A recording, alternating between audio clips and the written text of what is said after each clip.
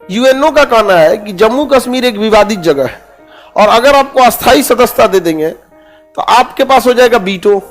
अब भारत कहता है कि जब यूएनओ की स्थापना हो रही थी, यूएनओ की स्थापना हो रही थी तो 1945 में ही भारत यूएनओ का सदस्य बन गया था।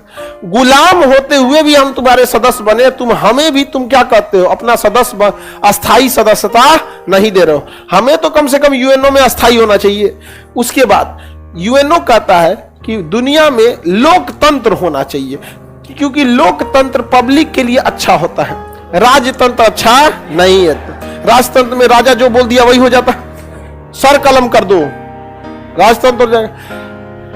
तानाशाही और खराब होता है। चाइना में जो है, चाइना में क्या जी, साम्यवादी, साम्यवादी में पब्लिक से कोई नहीं पूछा जाता, जो पार्टी ने डिसीजन ले लिया वही ले लिया।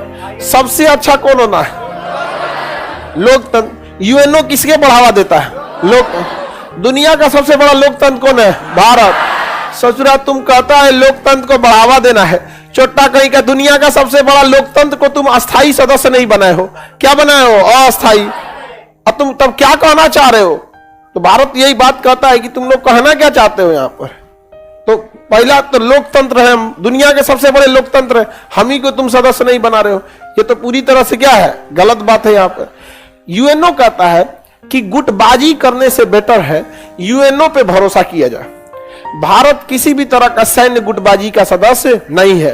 अमेरिका नाटो जैसे सैन्य गुटबाजी का है फिर भी अस्थायी है। ब्रिटेन नाटो का है फिर भी अस्थायी है।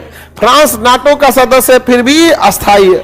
रूस ने भी बनाया था सेंटो सेना, वो भी क्या था? अस्थायी था। चाइना के साथ बना, चाइना भी मतलब उसी फेवर में जा रहा था यहाँ पे। तो भैया जब तुम कहते हो गुटबाजी नहीं होना चाहिए और गुटबाजियों वालों को रखे हो अस्थायी सदस्य में, दुनिया का पहला देश भारत था जिसका प्रधानमंत्री जवाहरलाल नेहरू ने पूरे दुनिया में गुट निरपेक्ष आंदोलन चला दिया कि किसी को किसी गुट में जाने की जरूरत नहीं है, और तुम उसी देश को अस्थायी सदस्य नहीं दिए हो। यह गलत बात है यहाँ पर। तो भारत यूएनओ के हर मामले को फॉलो करता है, एक जगह आके अटक जाता है। यूएनओ कहता है कि आप न्यूक्लियर नॉन प्रोफिलरेशन ट्रीटी साइन कीजिए, एनपीटी। क्या साइन कीजिए? एनपीटी, कि आप अपनी न्यूक्लियर तकनीक किसी को साझा नहीं करेंगे। भारत यहां भी नहीं फंसता, कहता है ठीक है ना, हमें किसी ने परमाणु बम बनाने का तरीका बताया है और ना हमने किसी दूसरे को बताया है। हमारे यहाँ के वैज्ञानिक खुद सीख गया सब, अब भड़का दिया सब। हम पाकिस्तान की तरह नहीं है। वहां का जाकिर खान था पाकिस्तान का वैज्ञानिक, वहां पे अब्दुल कादिर, जाकिर खान ने अब्दुल कादिर फ्रांस का था। फ्रांस में मतलब सीख लाया था। खैर पाकिस्तान ने भी डेवलप कर दिया, वो अपना बेच दिया एक दो जगह। हम लोगों ने ना ही टेक्नोलॉजी किसी दूसरे से ली है, ना ही हम अपनी टेक्नोलॉजी दूसरे को साझा किए हैं। हम पूरी जिम्मेदार देश है, पूरे जिम्मेदार नागरिक, हम इसी सुरक्षा कर सकते हैं। तो हम एनपीटी पे साइन नहीं किए, लेकिन एनपीटी को फॉलो करते हैं कि नहीं? वो कहता है सीटीबीटी पे साइन कीजिए। सीटीबीटी कॉम्प्रिहेंसिव टेस्ट, बहुत बड़ा परमाणु परीक्षण। कॉम्प्रिहेंसिव टेस्ट बैन ट्रीटी, बहुत बड़े परमाणु परीक्षण पर प्रतिबंध लगाती है ट्रीटी। जो सीटीबीटी पे साइन करता है ना, वो परमाणु बम का परीक्षण नहीं कर सकता है, परमाणु बम का परीक्षण नहीं कर सकता। हम लोग 1974 में परीक्षण कर दिए और 1998 में कर दिए। चाइना कहता है देखिए देखिए देखिए, ये अस्थायी सदस्यता मांग रहा है और इसी का नियम नहीं फॉलो कर रहा है। इससे पहले साइन कराइए एनपीटी पे, न्यूक्लियर नॉन प्रोफिलरेशन ट्रीटी, साइन कराइए। भारत कहता ना करेंगे, कहता सीटीबीटी पे साइन कराइए कि हम परमाणु परीक्षण नहीं करेंगे। तो सीटीबीटी पे लिखा है कि हम जमीन पे परीक्षण नहीं कर सकते, हवा में नहीं कर सकते, पानी में नहीं कर सकते। हम लोग जमीन के अंदर किए हैं, जो उसमें लिखा ही नहीं था, क्योंकि अंडरग्राउंड एक क्लॉज ही अलग होता है। अंडरग्राउंड एक क्लॉज अलग होता है, वहां पे वो एक अलग दुनिया है, अंडरग्राउंड की दुनिया है यहाँ पे भूमिगत। तो हम लोग साइन ना एनपीटी पे किया है ना सीटीबीटी पे किए, लेकिन एनपीटी और सीटीबीटी दोनों में से किसी को हमने उल्लंघन नहीं किया। तो आप कहिएगा कि सर क्यों नहीं तब साइने कर देते हैं कि जब हम एनपीटी पे साइन, जब हम एनपीटी कहता है कि ना ही आप किसी से परमाणु तकनीक लीजिएगा ना किसी को दीजिएगा, ना हमें किसी से परमाणु तकनीक लेने की जरूरत है ना देने की जरूरत है, तो हम इस पे साइन क्यों नहीं कर देते? और परमाणु परीक्षण की खुद ही यह अनुमति देता है कि आप भूमिगत परीक्षण कर सकते हैं, और हम लोगों ने भूमिगत परीक्षण करके उसका पावर को टेस्ट कर लिया है कितना तगड़ा है, तो हम साइन क्यों नहीं कर देते हैं? दिक्कत यहां यह है कि इस पर लिखा हुआ है कि इस पर साइन करने वाला देश यह स्वीकार करता है कि केवल 5 देश ही परमाणु बम रखेंगे जिनके पास वीटो है। तो हम इसको जैसे साइन करेंगे ना, तो हम ये स्वीकार करेंगे कि परमाणु हथियार रखने का अधिकार बस उन्हीं 5 देशों को है, अमेरिका, ब्रिटेन, फ्रांस, रूस, चाइना। तो इसे साइन करने के बाद निकले हैं, लेकिन जैसे साइन करेंगे तो हम ये स्वीकार कर लेंगे कि हम अपना परमाणु बम हटा रहे हैं। ससुरा अफ्रीका, साउथ अफ्रीका जो देश है ना, साउथ अफ्रीका, उसका पास परमाणु बम था, इस ससुरा साइन करा दिया सब, परमाणु बम को डिस्ट्रॉय करा दिया सब। ये अंग्रेज सबके भरोसे मत रहिएगा। तो भारत पे दबाव बनाया गया कि तुम साइन करो, दोनों पे साइन करो। क्या करो? दोनों पे साइन करो, तब हमें तुम्हें अस्थायी सदस्यता देंगे। अब देखिए कोची हंस रहा है, ये बकले लिया, इधरों से हंस रहा है सब, उधरों से हंस रही है।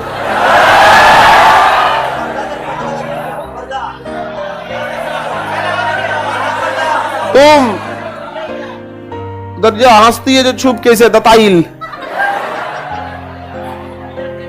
डिस्टर्ब करने के लिए लड़कों को हंसती है, आगे आगे तुम नहीं समझते हो, अटेंशन चाहिए उनको, तुम अटेंशन मत देना। और फिर देखना बिना ऑक्सीजन के भी आग लग सकता है। केमिस्ट्री कहता है कि बिना ऑक्सीजन के आग नहीं लग सकता है। अटेंशन बस मत दो। फिर देखो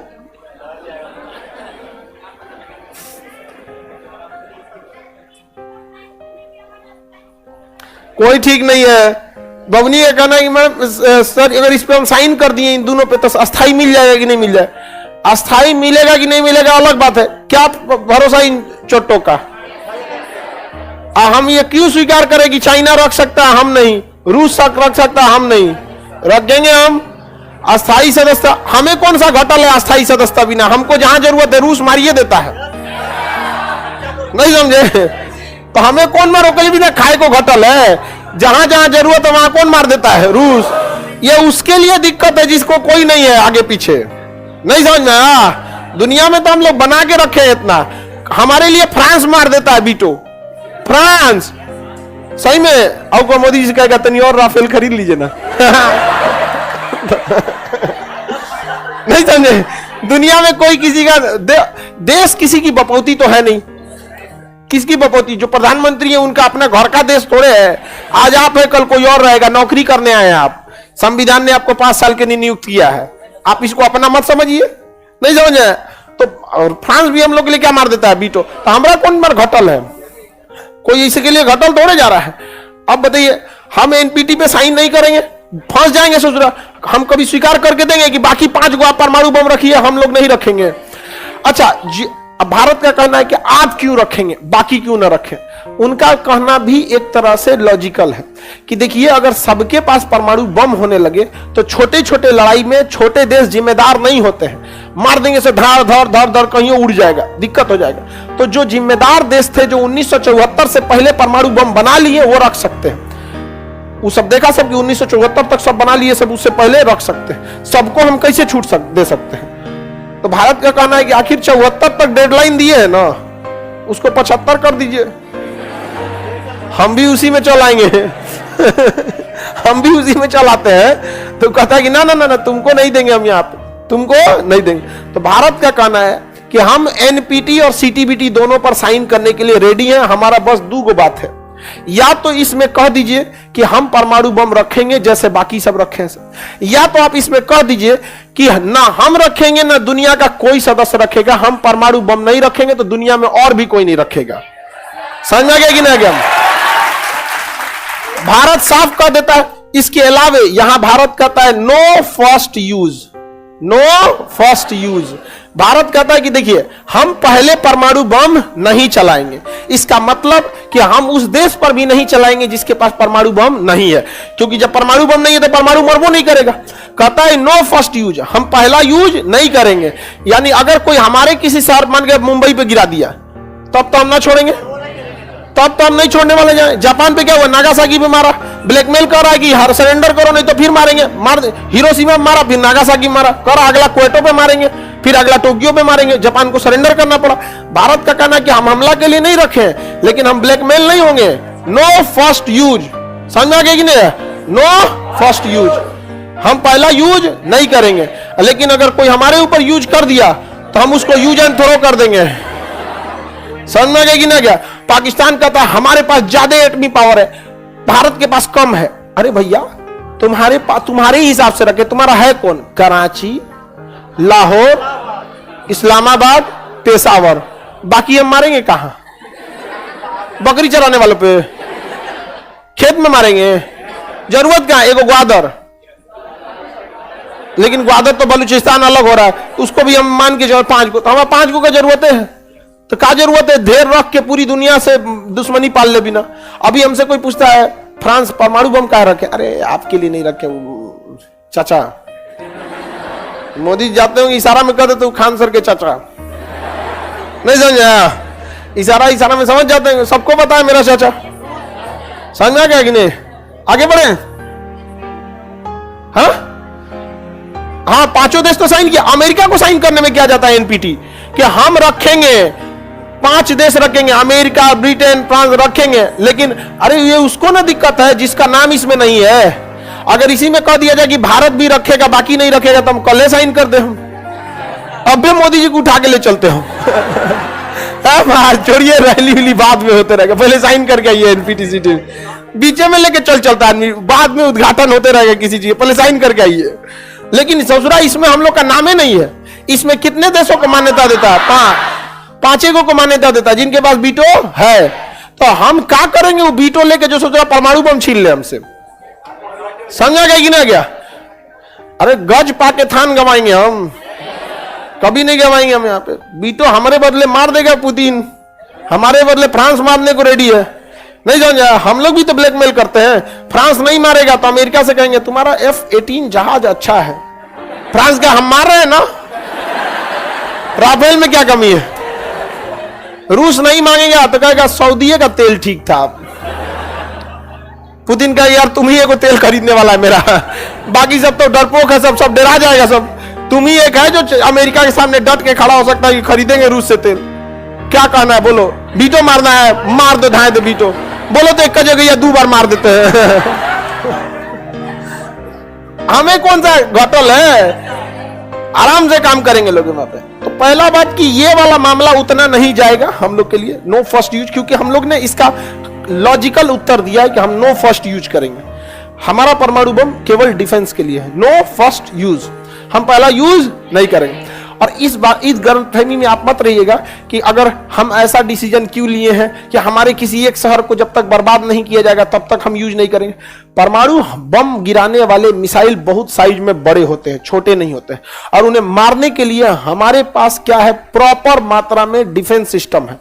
वो डिफेंस सिस्टम हर जगह कारगर है, पहाड़ी क्षेत्र को छोड़ के। तो हमारे जितने बड़े शहर है ना जिन्हें परमाणु बम से टारगेट किया जाएगा, वो कोई पहाड़ पे नहीं है, सब नॉर्मल जगह पे है। मुंबई में, कश्मीर, उसमें, अरुणाचल प्रदेश, वहां पहाड़ वाड़ में रडारवा काम नहीं करता है। तो परमाणु बम जैसे हाई भयानक बम को वैल्यूएबल टारगेट पे मारा जाता है कि ले जाकर अरुणाचल प्रदेश में मारेगा, एक पहाड़ उड़ गया तो जो बिना मतलब का एगो ठेप्पा लग गया कि भारत पे मारा है परमाणु बम, अब तो पूरी दुनिया कहेगा भारत तुम निपट जाओ, हमको कोई दिक्कत नहीं है। नहीं समझे? कोई भी परमाणु बम मारता है तो कम से कम मारता है इतना भयानक कि दहला दे उसको। तो मारेगा दिल्ली, मुंबई, कोलकाता, बेंगलोर, चेन्नई, इसी सब बड़े शहर पे। और ये सारा बड़ा शहर पहाड़ के पास नहीं है। समझा गया? बेंगलोर पहाड़ के पास है तो बीचे में है, डायरेक्ट बेंगलोर में कोई कैसे घुस जाएगा जी? बिना साइड के होगले यहां आके मारेंगे, मार के नेवी रास्ते में गिरा देगी। तो भारत को टेंशन नहीं है। अब बात आती है सबसे बड़ी कि चलिए हमने सबको रेडी कर दिया, लेकिन इन सब के बाद यह प्रस्ताव कहां जाएगा? महासभा में, 193 देशों में। वहां से हमें क्या करना पड़ेगा? पास कराना पड़ेगा। और जब वहां से पास हो जाएगा तो उसके बाद फिर कहां आएगा? सुरक्षा परिषद में।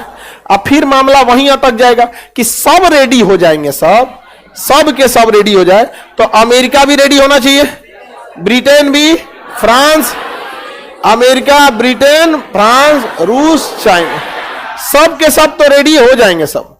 लेकिन चाइना रेडी नहीं होगा, और चाइना रेडी नहीं होगा उसकी मजबूरी भी है कि चाइना रेडी हो गया अभी भारत पावरफुल हो जाएगा। समझ आ गया कि नहीं आ गया? चाइना अगर हो गया तो हम स्वतंत्र हो जाएंगे। हालांकि चाइना रेडी होगा नहीं, उसे रेडी कराना पड़ेगा। समझिए कैसे? इनके इलाज ना है क्या यहाँ पे? आगे यहां तक तो समझ में आ गया। सबसे बड़ी बाधा कौन आने वाला है? चाइना। एनपीटी, सीटीबीटी, डिक्सन आयोग, ये सब निपटा देंगे हम लोग यहाँ पे। समझ में आ गया? ज्यादा जो देर विरोध करेंगे, तुर्की ज्यादा विरोध करेगा। एक ब्रह्मोस दे दो, तुर्की का दुश्मन कौन है पता करो तो साइप्रस दे दो, फ्री में EMI पे ले जाओ। गर्दा उड़ा देंगे यहाँ पे। हमें थोड़ी लड़ना है। छोटे मोटे इंसान लड़ाई खुद लड़ते हैं, बड़े लोग लड़वाते हैं। आप देखिएगा आपके या गांव मोहल्ले या कहीं पे भी जो बड़े लोग हो गए, वो घर से बाहर थोड़े आते हैं, उनके लिए लड़वाने वाले रहते हैं लोग यहाँ पे। आई छोटका छोटका लड़ता है सब, श्रीलंका और लंका ये सब टाइप वाला, ये सब लड़ाई करेगा सब खुद है, मार देंगे। बड़का कभी नहीं लड़ता। अमेरिका क्या कर रहा है? हथियार ले जाके यूक्रेन को दे दे रहा, मार दो।